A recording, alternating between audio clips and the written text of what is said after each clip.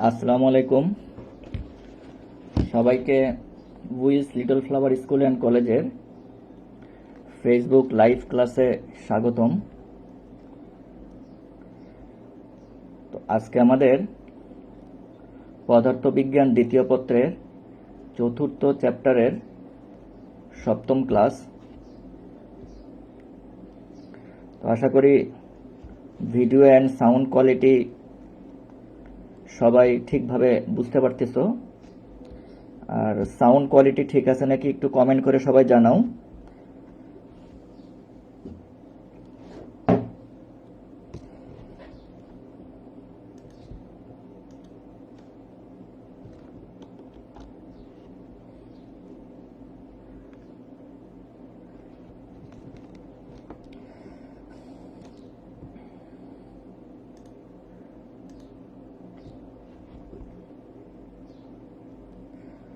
আচ্ছা,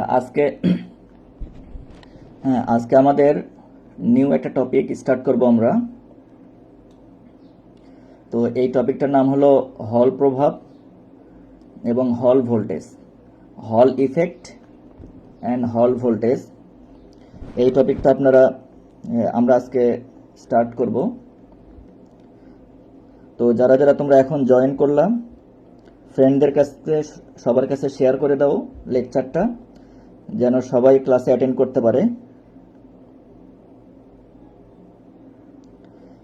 হ্যাঁ, সবাই কমেন্ট করছো যে হ্যাঁ সাউন্ড ঠিক আছে। হ্যাঁ হ্যাঁ, এখানে দীপান্বিতা দে বলছে আপাতত ঠিক আছে স্যার।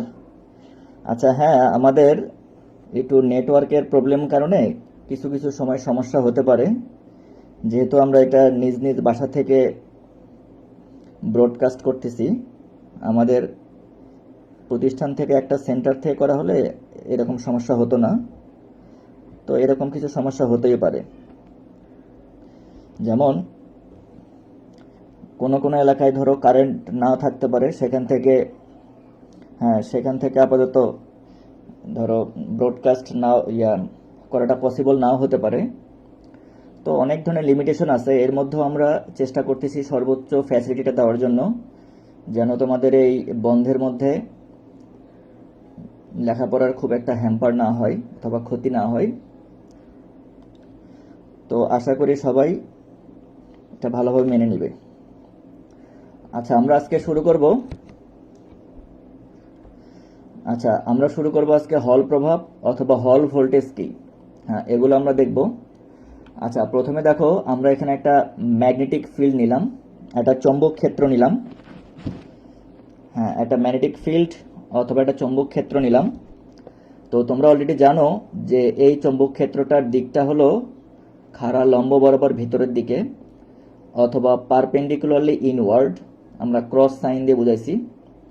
তো এটা হলো ম্যাগনেটিক ফিল্ড নির্দেশ করে এই ক্রস সাইনটা দিয়ে। তো এই ম্যাগনেটিক ফিল্ডের মধ্যে অথবা এই চৌম্বক ক্ষেত্রের মধ্যে আমরা এরকম আয়তকার একটা তড়িৎবাহী তার নিব। দেখো, রেক্টেঙ্গুলার একটা কারেন্ট ক্যারিং ওয়্যার নিব, একটা। আচ্ছা, এখন এই রেক্টেঙ্গুলার নেওয়ার কারণ হলো আমাদের যে এই হল ভোল্টেজ অথবা হল প্রভাবটা আমরা ইজিলি বুঝতে পারবো এখানে, সেই জন্য আমরা এই শেপের একটা তার নিলাম অথবা এই শেপের একটা কারেন্ট ক্যারিং ওয়্যার নিলাম। এখন লক্ষ্য করো, এই ওয়্যারটার কিছু স্পেসিফিকেশন আমরা একটু লিখে নিই। যেমন এই তারটার দৈর্ঘ্য আমরা ধরে নিলাম এল।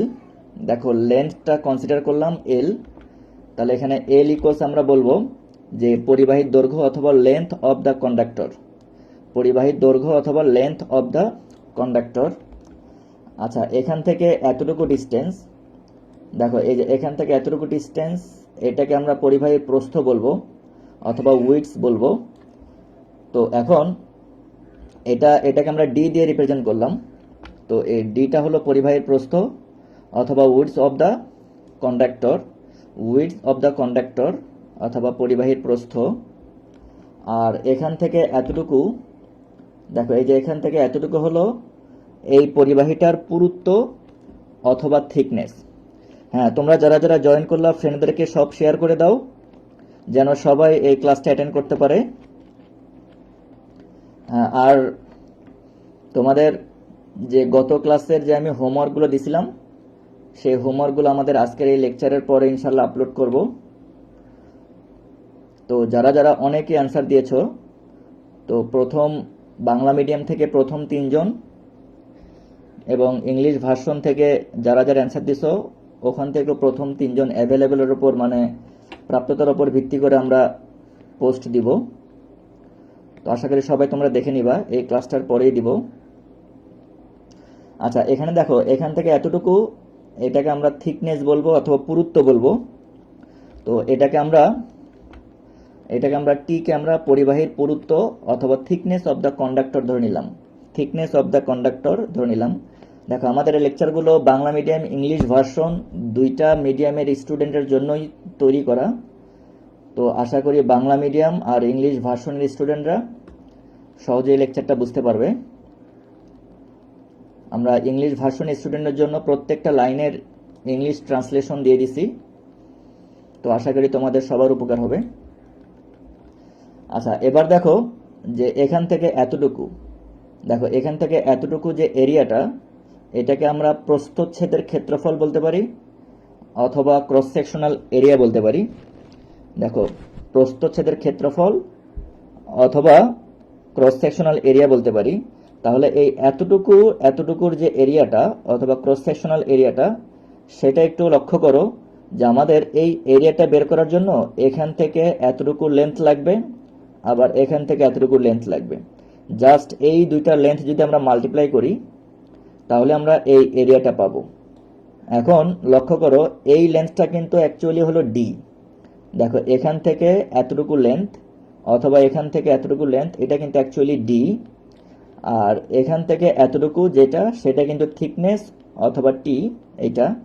তাহলে জাস্ট আমরা ডি আর টি যদি আমরা মাল্টিপ্লাই করি, দেখো এ পাশ থেকেও সেম জিনিস। দেখো, এই যে ডি আর টি যদি আমরা মাল্টিপ্লাই করি তাহলে আমরা এই ক্রস সেকশনাল এরিয়াটা পাবো, এই প্রস্থচ্ছেদের ক্ষেত্রফলটা আমরা পাবো। তো এই প্রস্থচ্ছেদের ক্ষেত্রফল বের করার জন্য কিন্তু এল দরকার হচ্ছে না। দেখো, এই এলটা দরকার হচ্ছে না, জাস্ট ডি আর টি মাল্টিপ্লাই করলেই এই প্রস্থচ্ছেদের ক্ষেত্রফলটা আমরা বের করতে পারবো, অথবা area of cross sectional area. তাহলে এটাকে আমরা এ দিয়ে রিপ্রেজেন্ট করলাম। দেখো, এই ক্রস সেকশনাল এরিয়াটাকে আমরা এ দিয়ে রিপ্রেজেন্ট করলাম। এ ইকুয়ালস, দেখো, ডি ইন্টু টি। দেখো, এ ইকুয়ালস ডি ইন্টু টি। তাহলে এটাকে আমরা বলবো যে পরিবাহীর প্রস্থচ্ছেদের ক্ষেত্রফল অথবা cross sectional area of the conductor. Cross sectional area of the conductor. হ্যাঁ, যারা যারা ভিডিও কোয়ালিটি যাদের যাদের ঠিক নাই অথবা একটু এই ব্লাড দেখতেছো অথবা ঘোলা দেখতেছো, তারা স্ক্রিনের ওপর ট্যাপ করে সেটিং থেকে 720 পিক্সেল অথবা 1080 পিক্সেল সেট করো। তাহলে আশা করি ভিডিও কোয়ালিটি অনেক সুন্দর হবে, ভালো পাবা। হ্যাঁ, এই সেটিংটা প্রত্যেক দিন মানে প্রতিটা ক্লাসে প্রথমে করে নিলে তোমরা ভিডিও কোয়ালিটি অনেক সুন্দর পাবা আশা করি। তো আমরা ফিরে আসি লেকচারে। তো এখান থেকে দেখো, এই তড়িৎবাহী তারটাতে এই কারেন্ট ক্যারিং ওয়্যারে, দেখো এই কারেন্ট ক্যারিং ওয়্যারে, তাহলে এই কারেন্ট ক্যারিং ওয়্যারে দেখো এই ডিরেকশনে তড়িৎ প্রবাহ যাচ্ছে, কারেন্ট ফ্লোটা এই দিকে যাচ্ছে। আমরা এই ডাইরেকশনটা আমরা মেনশন করে দিলাম যে আই তড়িৎ প্রবাহ ফ্লো করতেছে অথবা আই কারেন্ট ফ্লোটা যাচ্ছে। তাহলে আমরা জানি কারেন্ট ফ্লো যেই ডাইরেকশনে ফ্লো করে অথবা তড়িৎ প্রবাহ যেই দিকে যায় তার বিপরীত দিকে ইলেকট্রনগুলো মুভ করে অথবা অপোজিট ডাইরেকশনে ইলেকট্রনগুলো মুভ করবে। তো আমরা এই নেগেটিভ চার্জ দিয়ে আমরা যদি ইলেকট্রন বুঝাই, তাহলে কারেন্ট ফ্লো যাচ্ছে হলো, দেখো, লেফট টু রাইট। তাহলে ইলেকট্রনগুলো যাবে হলো right to left, opposite direction to the current flow. আর এই ভিটা হলো ইলেকট্রনের তারণ বেগ, আমরা গত ক্লাসে পড়ছিলাম ইলেকট্রনের সঞ্চারণ বেগ অথবা তারণ বেগ। আর ইংলিশে আমরা এটাকে বলি ড্রিফট ভেলোসিটি। Drift velocity. তো এটাকে আমরা মেনশন করে দিতে পারি যে ভিটা হলো, দেখো, ইলেকট্রনের সঞ্চারণ বেগ অথবা তারণ বেগ, মানে ইলেকট্রনটা এই পরিবাহীর মধ্যে দিয়ে কত বেগে যাচ্ছে অথবা কত ভেলোসিটি মুভ করতেছে, সেটাকে আমরা সঞ্চারণ বেগ অথবা তারণ বেগ বলবো। তাহলে ড্রিফট ভেলোসিটি অফ ইলেকট্রন, দেখো, ড্রিফট ভেলোসিটি অফ ইলেকট্রন, এটা আমরা প্রকাশ করলাম। আচ্ছা, এখন তোমরা একটু লক্ষ্য করো আমরা ফ্লেমিংস লেফট হ্যান্ড যে রুলটা পড়ছিলাম, দেখো ফ্লেমিংস লেফট হ্যান্ড যে রুলটা পড়ছিলাম সেই রুলটা আমরা এখানে অ্যাপ্লাই করব। দেখো এখানে একটা সেম সিনারিও আছে, যে এটা ম্যাগনেটিক ফিল্ড, আর ম্যাগনেটিক ফিল্ডের মধ্যে একটা ইলেকট্রন মুভ করতেছে এই ডিরেকশনে। দেখো একটা ইলেকট্রন মুভ করতেছে এই ডিরেকশনে, তাহলে এই ইলেকট্রনটার ওপর ম্যাগনেটিক ফিল্ড কোন ডিরেকশনে ফোর্স অ্যাপ্লাই করবে অথবা কোন ডিরেকশনে বল প্রয়োগ করবে, এগুলো আমরা অনেকগুলো হোমওয়ার্ক করছিলাম অথবা আমরা লেকচারও দেখেছি। তাহলে এইটা আমরা বের করব যে ফ্লেমিংস লেফট হ্যান্ড রুল দিয়ে। তাহলে একটু সিনারিওটা চিন্তা করো, এটা ম্যাগনেটিক ফিল্ড, এই পুরোটা ম্যাগনেটিক ফিল্ড, আর এই ম্যাগনেটিক ফিল্ডের মধ্যে একটা ইলেকট্রন এই দিকে মুভ করতেছে। আর যেহেতু ইলেকট্রন মুভ করতেছে, আচ্ছা সাফাত নিবিড় বলছে শুভ নববর্ষ। হ্যাঁ, তোমাকে সহ সবাইকে শুভ নববর্ষ। আসলে আমাদের এবারের যে নববর্ষটা সেটা আসলে আমার লাইফে এরকম আমি কখনো দেখিনি, যে বাংলাদেশেও আসলে এই পয়লা বৈশাখের সময় এইরকম থাকে। তো আশা করি এই সমস্যাটা অচিরেই কেটে যাবে। সবাই যার যার সৃষ্টিকর্তা নিকট দোয়া করো, আশা করি আমরা আবার আগের মতো লাইফে চলে যেতে পারবো। হ্যাঁ, ধন্যবাদ সাফাত নিবিড়। আর অবশ্যই সবাই কিন্তু নববর্ষের সময় বাসায় থাকবে, বাসায় সীমিত আয়োজনের মধ্যে যতটুকু আয়োজন করা সম্ভব এতটুকুই আয়োজন করে সেলিব্রেট করবে। আর আমাদের প্রতিষ্ঠানের মাননীয় চেয়ারম্যান মহোদয়, উনি আমাদের ফেসবুক অফিসিয়াল পেজে একটা বিবৃতি দিয়েছে। হ্যাঁ, তো ওই বিবৃতিটা তোমরা সবাই দেখতে পারো, আর ওখানে অনেক কিছু ইনস্ট্রাকশন দেওয়া হয়েছে, তো ওগুলো সবাই মেনে চলবা। হ্যাঁ, এখানে দেখা যাচ্ছে যে মিশকাত হোসেন সিদ্দিক, আচ্ছা মিশকাত হোসেন সিদ্দিক আমার লেকচারটা দেখতেছে, তোমাকে অনেক ধন্যবাদ। আসলে সবাইকে একটু বলতে চাই আমি যে এই মিশকাত হোসেন কিন্তু আমার ইউনিভার্সিটি লাইফের স্টুডেন্ট। ও চিটং ইউনিভার্সিটি থেকে অনার্স মাস্টার্স কমপ্লিট করছে। তো ধন্যবাদ তোমাকে আমাদের এই ক্লাসটাতে জয়েন করার জন্য। আর তোমাকে স্পেশালি বলবো যে ক্লাসটা সবার কাছে শেয়ার করার জন্য, যেন তোমার ফ্রেন্ড লিস্টে যারা আছে ওরাও যেন হ্যাঁ এটা দেখতে পারে। আর আমি পার্সোনালি জানি যে তোমারও অনেক স্টুডেন্ট আছে, ওদেরও অনেক উপকৃত হবে।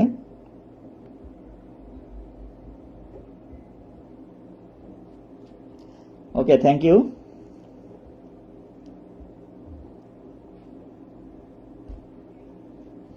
আচ্ছা দেখো, তাহলে আমরা এখানে দেখো, আমরা এই চিত্রের মধ্যে ম্যাগনেটিক ফিল্ডের ডাইরেকশনটা অথবা দিকটা হলো ভিতরের দিকে। তাহলে আমরা জানি ইন্ডেক্স ফিঙ্গার, এটা আমরা এই ম্যাগনেটিক ফিল্ড নির্দেশ করে। তাহলে এটা আমরা ম্যাগনেটিক ফিল্ডের ডাইরেকশনে সেট করলাম। আর এখানে দেখো কারেন্ট ফ্লোটা হচ্ছে লেফট টু রাইটের দিকে, এই দিকে ইলেকট্রন ফ্লো এর অপোজিট ডাইরেকশনে। তার মানে কি, মানে ইলেকট্রন যেদিকে মুভ করতেছে তার অপোজিট ডাইরেকশনে ফ্লো করতেছে। তাহলে এই মিডল ফিঙ্গারটা আমরা তড়িৎ প্রবাহের দিকে সেট করলাম। দেখো ওই কারেন্ট ফ্লো যেদিকে ফ্লো হচ্ছে সেদিকে আমরা ইন্ডেক্স ফিঙ্গারটা সেট করলাম। তাহলে আমরা জানি এই ইন্ডেক্স ফিঙ্গার আর মিডল ফিঙ্গার, দেখো ইন্ডেক্স ফিঙ্গার আর মিডল ফিঙ্গার এই দুটা সেট করার পরে এই বৃদ্ধাঙ্গুলি অথবা থাম্ব, এটা যেই ডিরেকশনে অটোমেটিক সেট হবে সেই ডিরেকশনে ইলেকট্রনের উপর ম্যাগনেটিক ফিল্ডের ফোর্স ইন্ডিকেট করবে অথবা ফোর্স চৌম্বক দেবে। হ্যাঁ, তাহলে আমরা দেখো এখান থেকেই এই ফ্লেমিংস লেফট হ্যান্ড রুল দিয়ে আমরা বের করতে পারবো যে এই ইলেকট্রনটার উপর কোন দিকে চৌম্বক ক্ষেত্র বল প্রয়োগ করতেছে অথবা হুইচ ডিরেকশনে ম্যাগনেটিক ফিল্ডটা ফোর্স অ্যাপ্লাই করতেছে, এটা আমরা এখান থেকেই বের করতে পারবো। এটা তোমরা আসলে অলরেডি সবাই জানো। তো আমরা এখান থেকে দেখতেছি, দেখো এই বৃদ্ধাঙ্গুল অথবা থাম্বটার ডাইরেকশনটা হলো উপরের দিকে, আপওয়ার্ড। তাহলে এটাকে আমরা ম্যাগনেটিক ফোর্স বলতে পারি, ওই জন্য আমরা এফ এম দিয়ে রিপ্রেজেন্ট করলাম ম্যাগনেটিক ফোর্স, এটা আমরা রিপ্রেজেন্ট করতে পারি। তাহলে এটা সবাই চেক করে দেখো যে তোমরা আসলে তোমাদের সাথে মিলতেছে কিনা। হ্যাঁ, ফ্লেমিংস লেফট হ্যান্ড রুল দিয়ে।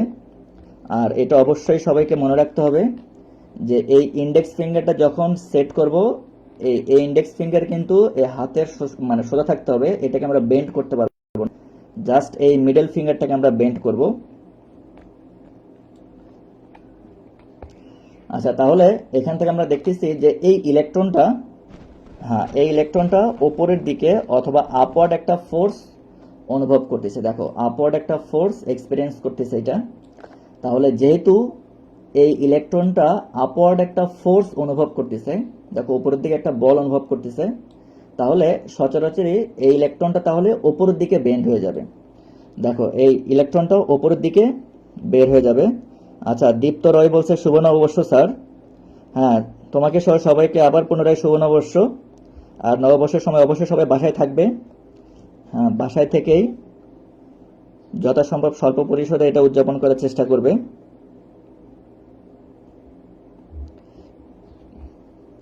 তাহলে দেখো, যেহেতু ইলেকট্রনটা উপরের দিকে ফোর্স অনুভব করতেছে, তাহলে ইলেকট্রনটা উপরের দিকে বেন্ড হয়ে যাবে। তাহলে এরকম যদি আমরা একটা ইলেকট্রনকে যদি চিন্তা করি, একটা সিঙ্গেল ইলেকট্রনকে কনসিডার করলে, তাহলে এই ইলেকট্রনটা এই দিকে চলে যাবে। এরপরে তো এই ওয়্যারের মধ্যে আরো অনেক নিউমেরাস নাম্বার অফ ইলেকট্রন আছে, অসংখ্য ইলেকট্রন আছে। তাহলে এই সবগুলো ইলেকট্রনে কিন্তু সেম ফোর্স অনুভব করে আবার সবাই এই উপরের দিকে বেঁকে যাবে অথবা বেন্ড হয়ে যাবে।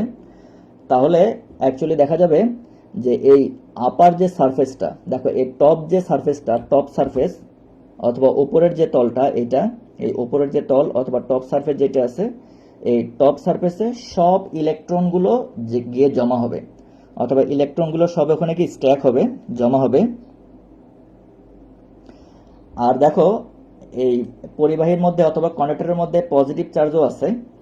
তাহলে এই ইলেকট্রনগুলো যেই ডাইরেকশনে বেন্ড হয়ে যাবে, এখানে যদি আমরা পজিটিভ চার্জ দিই, তাহলে পজিটিভ চার্জগুলো কিন্তু অবশ্যই অপোজিট ডাইরেকশনে অথবা অপোজিট অথবা বিপরীত দিকে বেন্ড হয়ে যাবে। তাহলে সেক্ষেত্রে দেখো, যদি ইলেকট্রনগুলো এই টপ সারফেসে জমা হয় এসে, দেখো ইলেকট্রনগুলো যদি টপ সারফেসে এসে জমা হয়, তাহলে এই ওয়্যারটার মধ্যে যে পজিটিভ চার্জগুলো আছে সেগুলো অবশ্যই এই বটম সারফেসে এসে জমা হবে অথবা নিচের যে তলটা আছে সেই তলটাতে এসে জমা হবে। তাহলে আমরা এভাবে দেখতে পারি, দেখো যে এই টপ সারফেসের সবগুলো ইলেকট্রন এসে জমা হলো। দেখো, টপ সারফেসের সব ইলেকট্রনগুলো এসে জমা হলো, আর বটম সারফেসে এসে সবগুলো ধনাত্মক চার্জ অথবা পজিটিভ চার্জগুলো জমা হবে। দেখো, এখান থেকে লক্ষ্য করো যে প্রাথমিক অবস্থায় টপ সারফেসে কিন্তু কোনো চার্জ ছিল না। প্রাথমিক অবস্থায় টপ সারফেসে কোনো চার্জ ছিল না এবং এই বটম সারফেসেও কোনো চার্জ ছিল না। সময় বৃদ্ধি পাওয়ার সাথে সাথে, দেখো টাইম পাস করার সাথে সাথে এই টপ সারফেসে চার্জের অ্যামাউন্ট ইনক্রিজ করবে, আবার বটম সারফেসেও চার্জের অ্যামাউন্ট ইনক্রিজ করবে। ওকে, আশা করি সবাই এটা বুঝছো। হ্যাঁ, আশা করি সবাই এটা বুঝছো। তাহলে এখন একটু এখান থেকে লক্ষ্য করো, যেহেতু ঋণাত্মক চার্জ অথবা নেগেটিভ চার্জগুলো একদিকে জমা হলো আর পজিটিভ চার্জগুলো অন্য সাইডে জমা হলো, দেখো অপোজিট পৃষ্ঠে জমা হলো, বিপরীত পৃষ্ঠে জমা হলো। তাহলে তোমরা এখান থেকে দেখতেছো যে এই দুটা পৃষ্ঠের মধ্যে, এই টপ সারফেস আর বটম সারফেস, এই দুটা পৃষ্ঠের মধ্যে একটা পটেনশিয়াল ডিফারেন্স তৈরি হবে অথবা একটা ইলেকট্রিক ফিল্ড তৈরি হবে, সুষম তড়িৎ ক্ষেত্র তৈরি হবে। আর আমরা জানি সুষম তড়িৎ ক্ষেত্রের দিক হলো অথবা ইউনিফর্ম ইলেকট্রিক ফিল্ডের দিক হলো পজিটিভ চার্জ থেকে নেগেটিভ চার্জের দিকে। তার মানে দেখো এই ডিরেকশনে, এই ডাউনওয়ার্ড থেকে আপওয়ার্ড, দেখো বটম থেকে টপের দিকে, দেখো বটম থেকে টপের দিকে,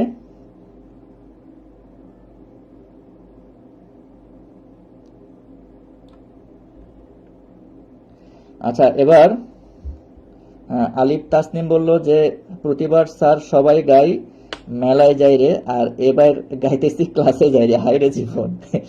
হ্যাঁ, আসলেই সবার জন্যই কষ্টকর যে আমি নিজেও গত 17 মার্চ থেকে হোম কোয়ারেন্টাইনে আছি। বিশেষ প্রয়োজন অথবা শুধুমাত্র তার জন্যই বের হই, এছাড়া বের হই না। তো আশা করি তোমরাও সবাই এই পরিস্থিতিতে সবাই বাসায় থাকবে। হ্যাঁ, তাহলে লক্ষ্য করো, যেহেতু নিচের সারফেসটাতে পজিটিভ চার্জ আর উপরের সারফেসটাতে নেগেটিভ চার্জ হলো, তাহলে এই দুটো সারফেসের মধ্যে একটা ইলেকট্রিক ফিল্ড থাকবে অথবা তড়িৎ ক্ষেত্র থাকবে। আর এই তড়িৎ ক্ষেত্রটা অবশ্যই ইউনিফর্ম অথবা সুষম তাহলে এই সুষম তড়িৎ ক্ষেত্রের দিক হবে নিচের থেকে উপরের দিকে। দেখো পজিটিভ চার্জ থেকে নেগেটিভ চার্জের দিকে, এই যে দিকটা দিয়ে আমরা বুঝাইলাম যে এই বটম থেকে টপের দিকে। তাহলে আমরা এটাও জানি যে ইলেকট্রিক ফিল্ডের মধ্যে যদি কোনো চার্জ থাকে তাহলে ওই ইলেকট্রিক ফিল্ডটাও কিন্তু এই চার্জের উপর একটা ফোর্স অ্যাপ্লাই করতে পারবে, অথবা চার্জের উপর একটা বল প্রয়োগ করতে হবে। দেখো এটা আমরা গত ক্লাসে ওই যখন লরেন্স ফোর্স পড়ছিলাম তখন আমরা দেখছি যে ইলেকট্রিক ফিল্ডটাও কোনো একটা চার্জের ওপরে বল প্রয়োগ করতে পারে।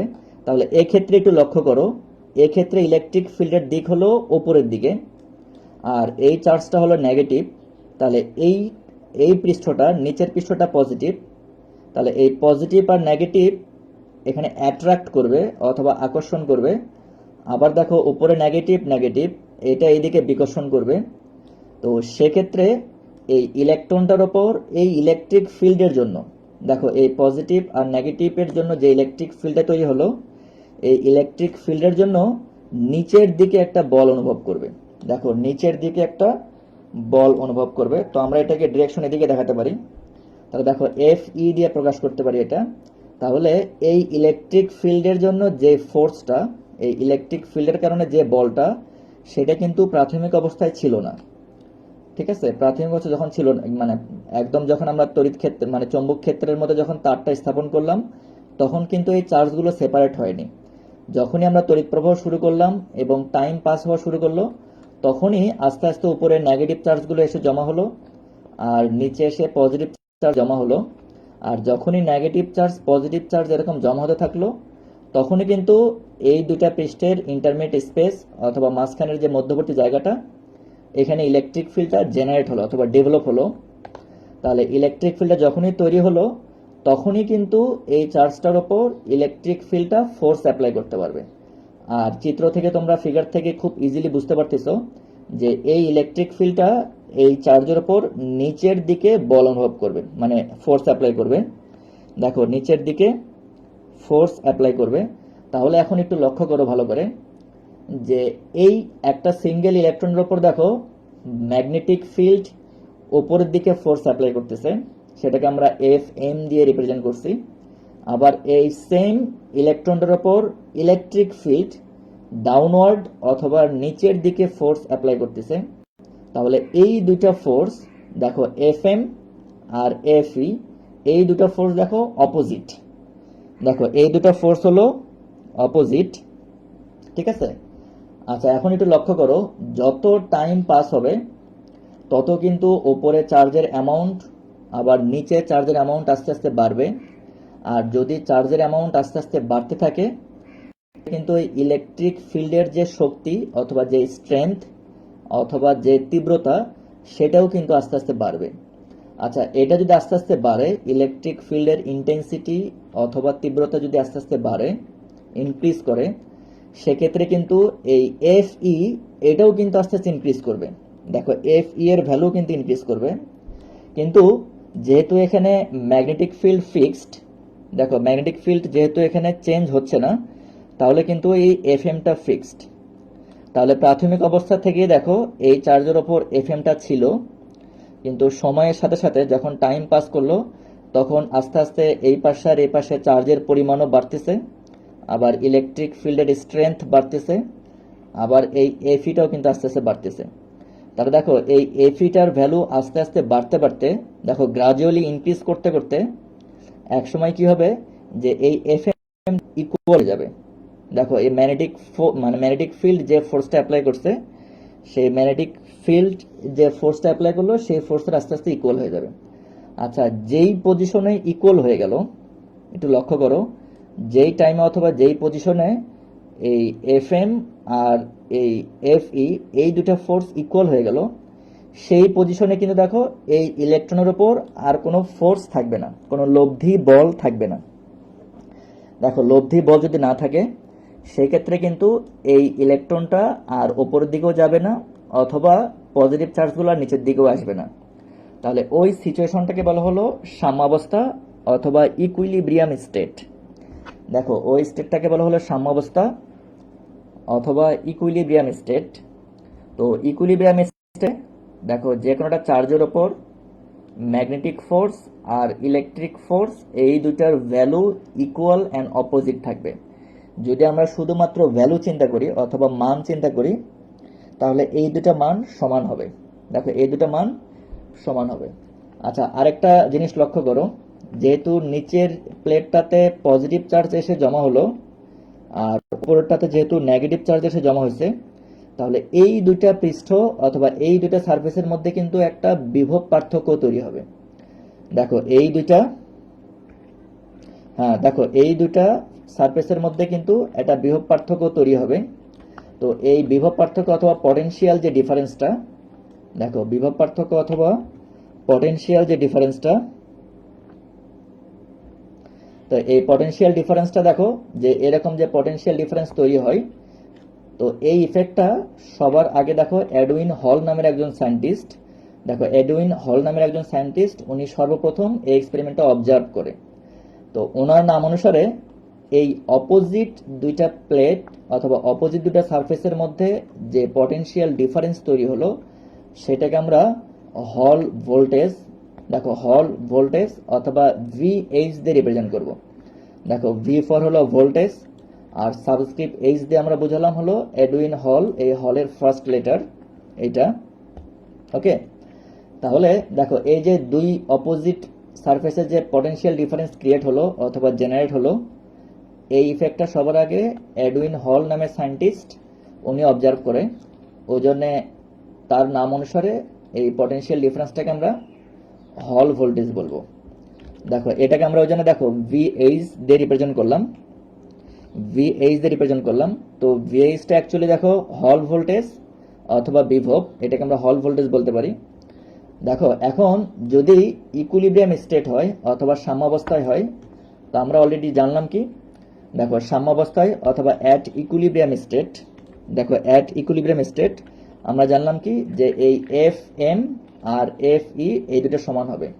তার মানে এই চার্জের ওপর ম্যাগনেটিক ফিল্ড যে ফোর্সটা অ্যাপ্লাই করলো সেই ফোর্সের ভ্যালু, আবার এই সেম চার্জের ওপর এই ইলেকট্রিক ফিল্ড যেটা পরে জেনারেট হয়েছে সেই ইলেকট্রিক ফিল্ডটা যে ফোর্স অ্যাপ্লাই করলো সেই দুটা ফোর্সের ভ্যালু সেম হবে, ইকুয়াল হবে। তো এটা কিন্তু সাম্যাবস্থার শর্ত অথবা কন্ডিশন অফ ইকুইলিব্রিয়াম স্টেট, সাম্যাবস্থার শর্ত অথবা কন্ডিশন অফ ইকুইলিব্রিয়াম স্টেট।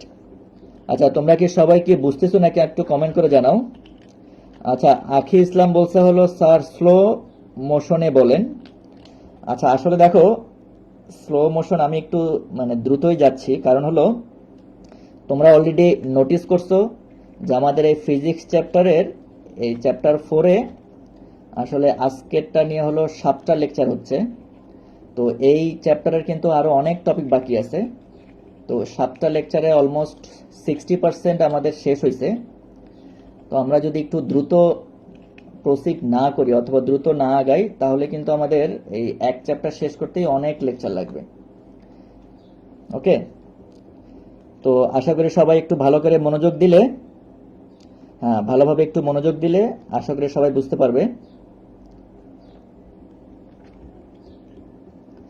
আচ্ছা, এবার তাহলে দেখো আমরা এই চিত্রটা আবার দেখি।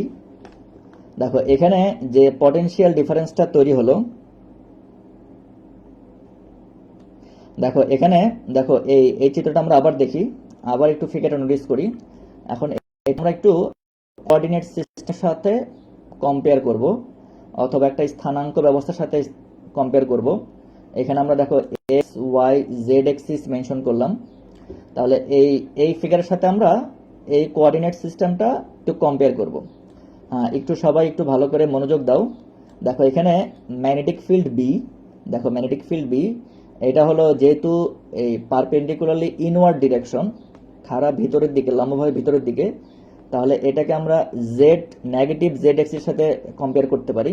তার মানে কি নেগেটিভ জেড এক্সিস হলো ম্যাগনেটিক বি, আর এই কারেন্ট ফ্লো যেটা আছে দেখো এটা লেফট টু রাইট, তার মানে কি এটাকে আমরা পজিটিভ এক্স এক্সিস সাথে কম্পেয়ার করতে পারি।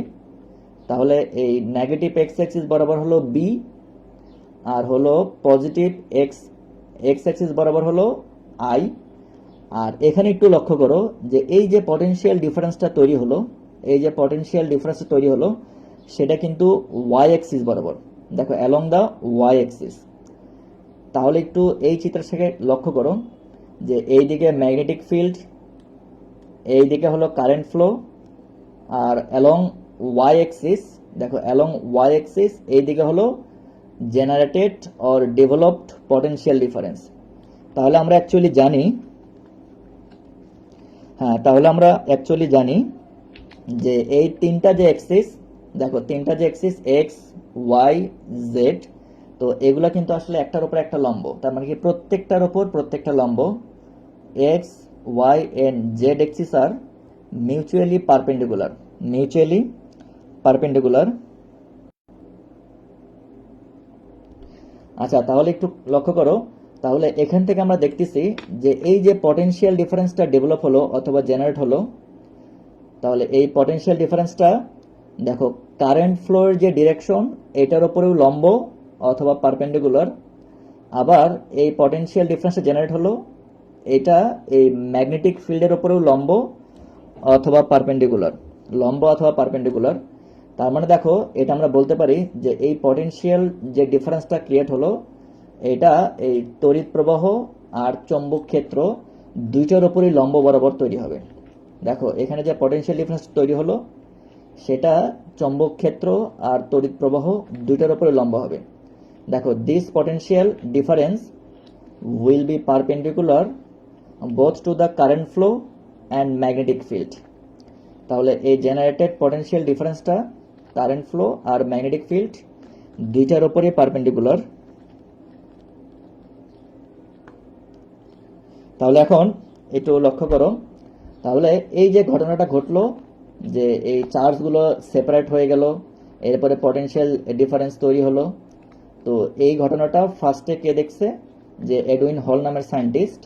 তো এই যে প্রভাবটা সেপারেট হয়ে গেল, চার্জগুলো সেপারেট হয়ে গেল, এরপরে পটেনশিয়াল ডিফারেন্স জেনারেট হলো, যে এই যে প্রভাবটা অথবা এই ইফেক্টটা এটাকে বলা হলো হল ইফেক্ট। আর যে ভোল্টেজটা ডেভেলপ করলো সেটাকে বলা হলো হল ভোল্টেজ।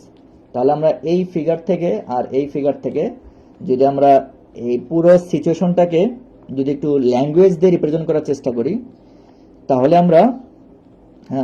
আমরা এই হল প্রভাব অথবা হল ভোল্টেজ এইটার আমরা ডেফিনেশনটা পাবো অথবা সংজ্ঞাগুলো খুব ইজিলি বুঝতে পারবো।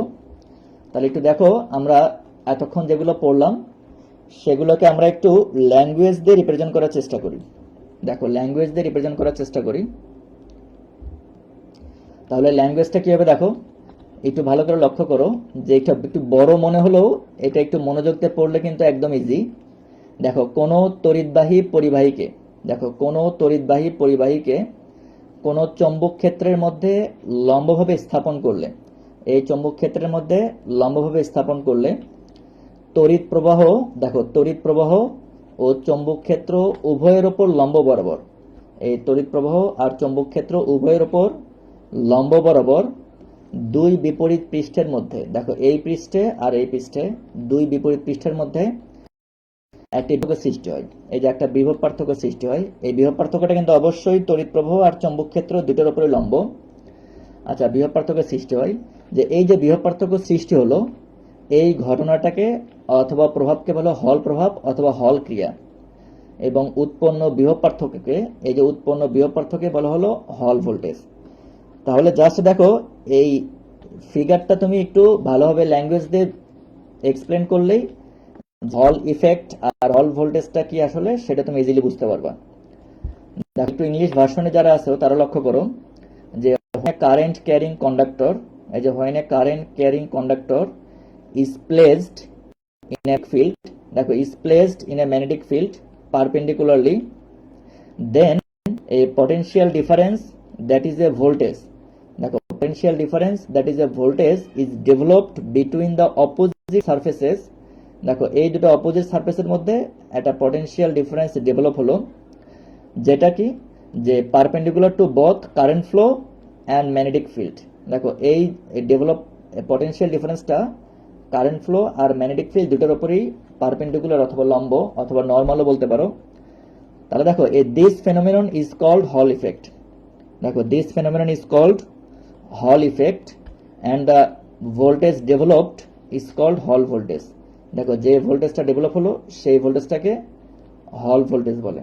তাহলে এক্সামে দেখো এরকম আসতে পারে যে অনলি হল প্রভাব অথবা হল ইফেক্ট কি সেটা আসতে পারে, অথবা হল ভোল্টেজ অথবা হল ক্রিয়া কি মানে এভাবে আসতে পারে। তো আশা করি এই সংজ্ঞাটাও মুখস্থ করতে হবে না, মেমোরাইজ করার দরকার নাই, জাস্ট এই ফিগারটা মনে রাখবা। তো এই ফিগারটা মনে রাখলেই দেখবা তোমার এগুলো সব ইজি হয়ে যাবে। আর দেখবা বিভিন্ন বাজারে যে বিভিন্ন বইগুলো আছে সেই বইগুলোতে ম্যাক্সিমামগুলোতেই এই ফিগারটা মানে ভালোভাবে দেওয়া নাই, মানে ফিগার দেখে তুমি অ্যাকচুয়ালি ঠিকভাবে কনসেপ্টটা ক্লিয়ার করতে পারবে না। তো আশা করব তুমি এই ফিগারটা ক্লিয়ার বুঝছো আর তুমি এই সবসময় ইউজ করতে পারো। আমি চেষ্টা করছি ফিগারটা সবচেয়ে ইজি করে ড্র করার জন্য, তো আশা করি সবাই বুঝছো। আচ্ছা, সবাই এটা বুঝছো কিনা আমাকে একটু কমেন্ট করে জানাইও। হ্যাঁ, সবাই একটু কমেন্ট করে জানাইও যে এটা বুঝছো কিনা। তাহলে হল ইফেক্ট অথবা হল ভোল্টেজ কি সেটা আমরা দেখলাম।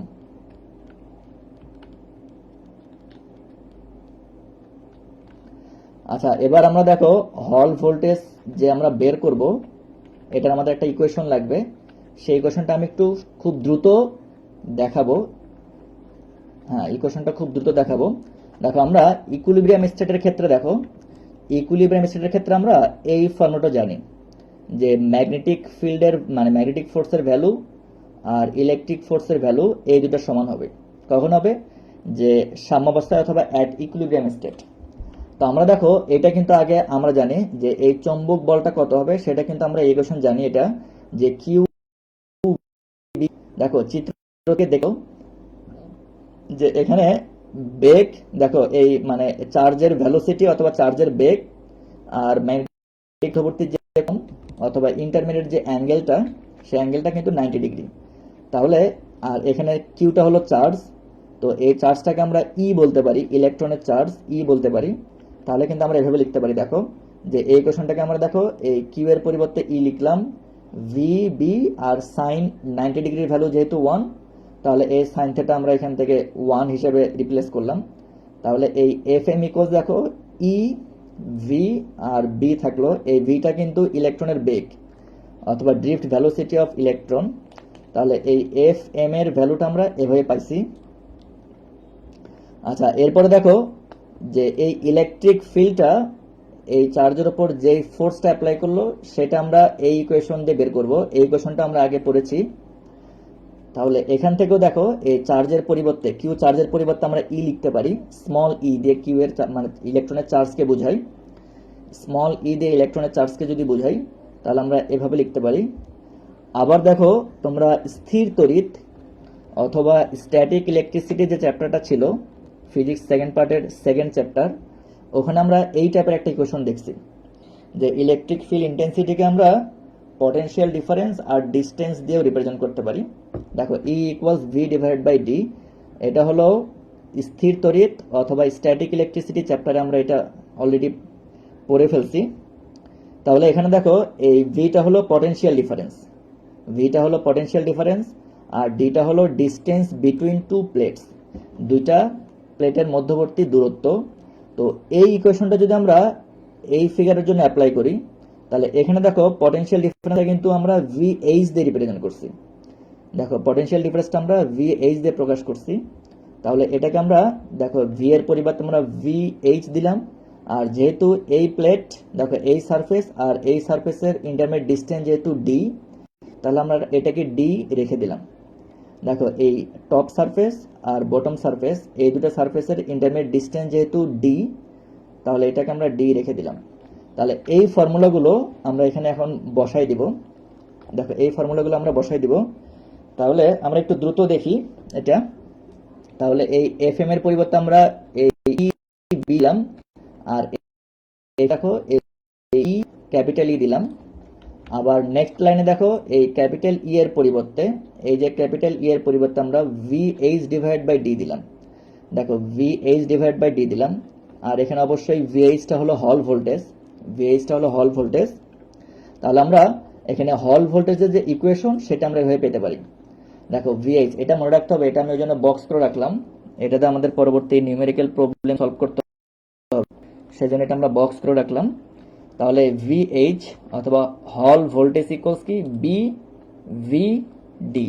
দেখো বিটা হলো ম্যাগনেটিক ফিল্ডের ভ্যালু, ভিটা হলো ইলেকট্রনের ড্রিফট ভেলোসিটি অথবা ত্বরণ বেগ, আর ডিটা হলো এই অপোজিট দুইটা সারফেসের মধ্যবর্তী দূরত্ব অথবা distance between two opposite planes অথবা surface. Distance between two opposite plane অথবা সারফেস। তাহলে এই হল ইফেক্টের যে ইকুয়েশনটা অথবা হল ভোল্টেজের যে সমীকরণটা সেটা আমরা মনে রাখবো, ওই জন্য এটা আমরা মার্ক করে রাখলাম, রেড বক্স দিয়ে রাখলাম। তাহলে এটা মনে রাখতে হবে। আচ্ছা, আবার দেখো আমরা এই ইকুয়েশনটা জানি। দেখো গততে আমরা এই ইকুয়েশনটা ব্যবহার করছিলাম, এটা আমরা শিখেছি হলো চলতরিত অধ্যায়ে, এটা আছে মানে এই কারেন্ট ইলেকট্রিসিটি চ্যাপ্টারে আছে, ফিজিক্স সেকেন্ড পার্টের থার্ড চ্যাপ্টার, ওই চ্যাপ্টারের মধ্যে এটা আছে। তো এখন দেখো I equals N A V Q. তো এখানে এনটা হলো পরিবাহীর একক আয়তনে ইলেকট্রন সংখ্যা। এই পরিবাহীর টোটাল আয়তন যদি থাকে তাহলে পার ইউনিট ভলিউমে কতগুলি ইলেকট্রন আছে সেটা আমরা ধরে নিলাম। ঠিক আছে। আচ্ছা, এখানে এটা আসলে কে আমি বুঝতে পারতেছি না, চাইনিজ ভাষায় ওর প্রোফাইল নেম লেখা, বুঝতে পারতেছি না। তো এখানে বলছে স্যার সকালে পান্তা ইলিশ খেয়েছেন। আচ্ছা, আসলে দেখো বাংলাদেশের বর্তমানে যে অবস্থা, তো আসলে এগুলোর থেকে আমাদের সবাইকে একটু বিরত থাকাই উচিত মনে করি। তবুও যে যতটুকু পারো বাসায় করবা, সমস্যা নাই। ঠিক আছে। না এখনো খাইনি, দেখি আশা করি কি হয় আর কি।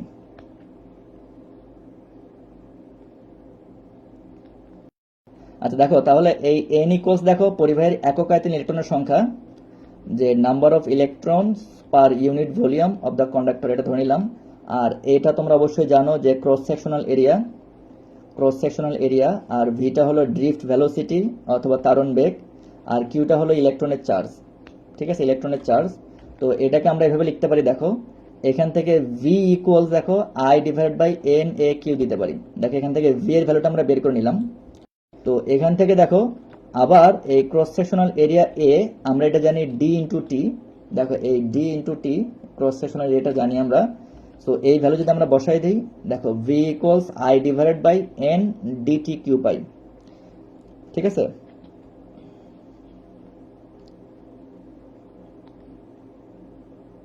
তাহলে দেখো এই ড্রিফট ভেলোসিটি অথবা ত্বরণ বেগের একটা ইকুয়েশন পাইলাম আমরা, এটাও মনে রাখতে হবে এটা।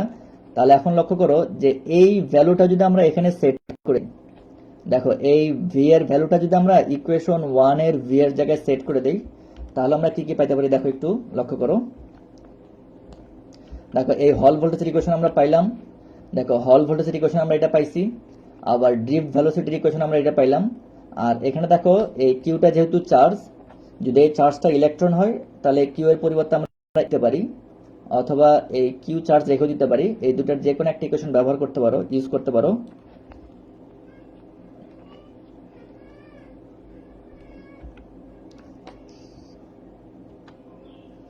ওকে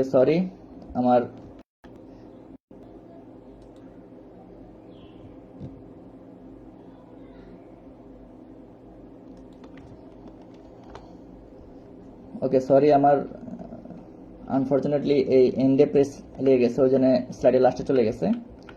আচ্ছা দেখো, তাহলে দেখো এই 1 নং ইকুয়েশনে আমরা ভি এর ভ্যালুটা বসাই দেব। দেখো এক ইকুয়েশনে ভি এর যে ভ্যালুটা সেটা আমরা বসাই দেব। দেখো এই ফার্স্ট ইকুয়েশন নাম্বার 1 এ আমরা ভি এর ভ্যালুটা বসাই সেট করে দেব। দেখো এইচ, দেখো এইচ ইকুয়ালস দেখো B I divided by N D T Q into D. তাহলে এটা আমরা সেট করে দিতে পারি। তাহলে এখান থেকে লক্ষ্য করো ডি হয়ে যাবে। তাহলে এখান থেকে আমরা হল ভোল্টেজ এর আরেকটা ইকুয়েশন পেলাম আমরা, যে হল ভোল্টেজ ভি এইচ ইকুয়ালস দেখো B I divided by N T Q. দেখো ভি আই ডিভাইডেড বাই দেখো বি, এটা ভি এইচ অথবা হল ভোল্টেজ দেখো হল ভোল্টেজ এটা ইকুয়ালস দেখো B I divide by A Q.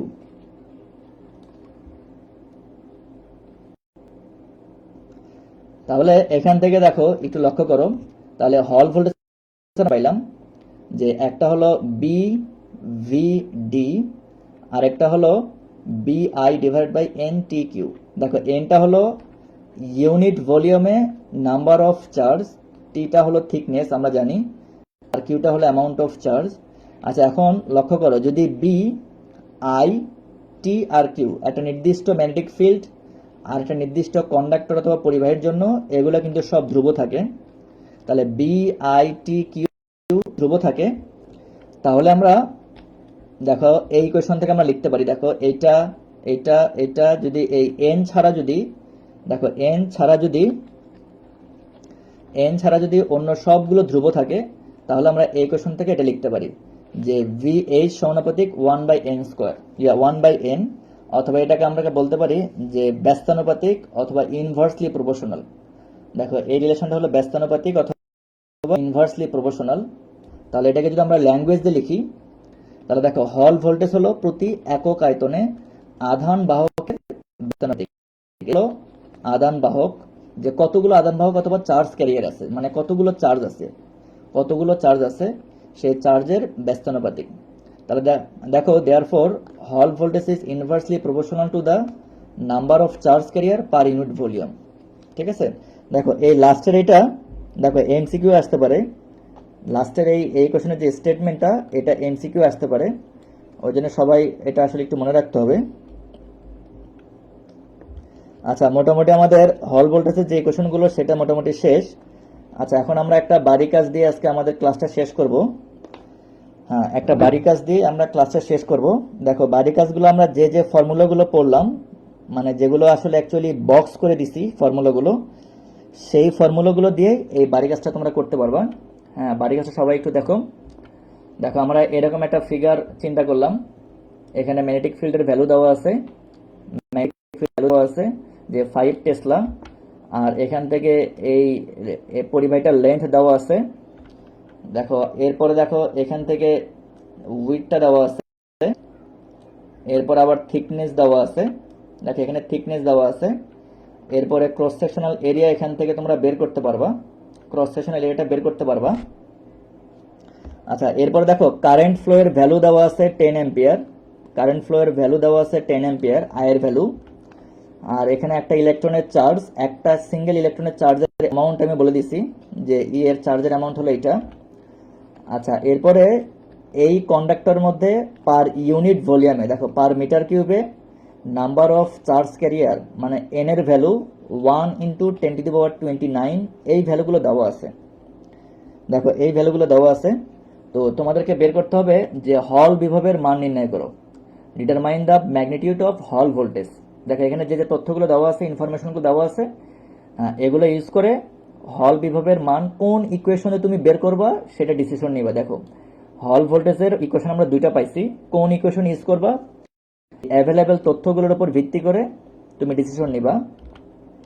আচ্ছা এরপরে দেখো ইলেকট্রনের সঞ্চার বেগ অথবা ত্বরণ বেগ নির্ণয় করবা, ড্রিফট ভেলোসিটি বের করবা ইলেকট্রনের। থার্ড কোশ্চেনটা হলো একটি ইলেকট্রনের উপর ক্রিয়াশীল চৌম্বক বল বের করবা। দেখো একটা ইলেকট্রনের উপর ফার্স্টে আমরা ক্রিয়াশীল চৌম্বক বল অথবা ম্যাগনেটিক ফোর্স দেখছিলাম, সেই কোশ্চেন দিয়ে চৌম্বক বল বের করবা। আচ্ছা এরপর লাস্ট কোশ্চেন হলো হল তড়িৎ ক্ষেত্রের প্রাবল্য নির্ণয় করো। দেখো হল ইফেক্টের কারণে এর ভিতরে যে একটা তড়িৎ ক্ষেত্র তৈরি হলো অথবা ইলেকট্রিক ফিল্ড তৈরি হলো, সেই ইলেকট্রিক ফিল্ডের ইন্টেন্সিটি কত সেটা আমরা বের করব। দেখো ইলেকট্রিক ফিল্ড ইন্টেন্সিটি যে ইকুয়েশনটা সেটা আমরা পেয়েছিলাম যে E = VH divided by D. VH-টা হলো হল ভোল্টেজ আর ডিটা হলো ওই দুইটা পৃষ্ঠের মধ্যবর্তী দূরত্ব, ইন্টারমিডিয়েট দূরত্ব।